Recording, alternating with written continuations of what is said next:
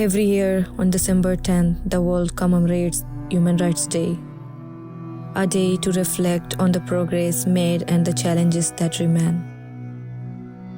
But in the shadows of this global discourse lies a story of suffering, a story of a people whose fundamental rights have been systematically stripped away for decades.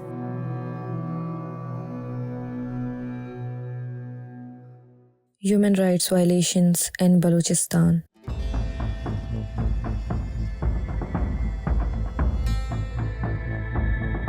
The right to life is the most fundamental and basic of human rights, a foundation upon which all other rights are built. This is the declaration of the United Nations Office of the High Commissioner on Human Rights, reminding us of the sanctity of life and liberty.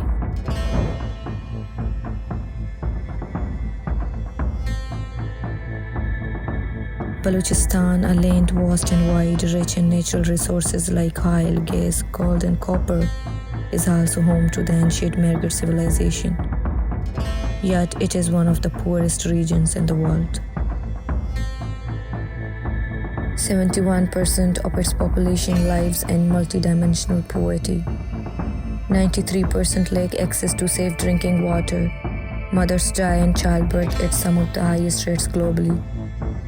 Disease and illiteracy plague the land, while millions of children labor to survive instead of attending school. Despite the wealth beneath its soil and along its coast, the Baloch people remain trapped in poverty, their resources exploited, their voices silenced. Balochistan has been linked to a colony, its people subjected to decades of systematic oppression. The Pakistani state has conducted military operations here since 1948, branding the dissenters as separatists or militants, crushing voices of opposition, and perpetuating a silent genocide. The Human Rights Commission of Pakistan reported a palpable sense of anger among Baloch citizens, many of whom see their homeland as a territory under occupation rather than an integral part of the state. The most harrowing of human rights abuses in Balochistan are the enforced disappearances and extrajudicial killings. Thousands of political activists, journalists, students, and civilians have vanished, abducted by state forces. Many never return. Those who do are often found mutilated and dumped in remote areas, a chilling testament to what is known as the kill and dump policy.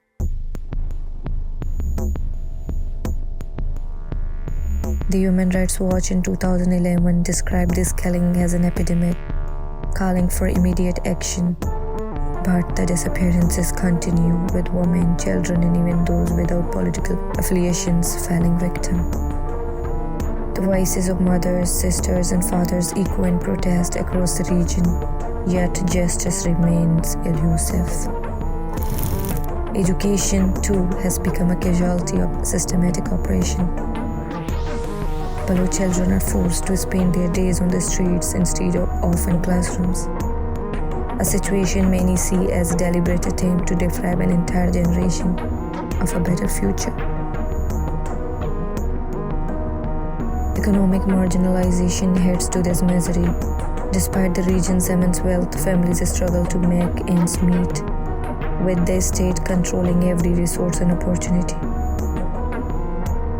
Impunity reigns at every level. Police refuses to register cases of disappearances. Courts fail to enforce laws.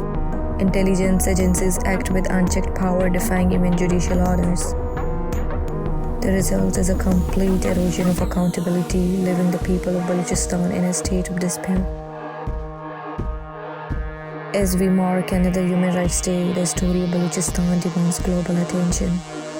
The right to life, liberty, and dignity, enshrined in the Universal Declaration of Human Rights, remains a distant dream for the Baloch people.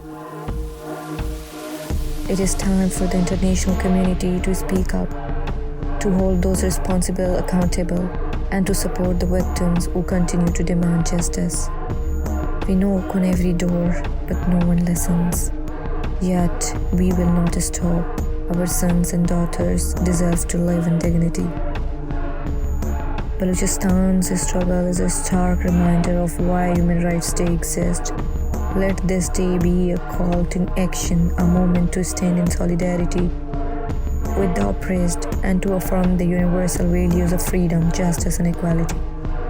Let us not look away.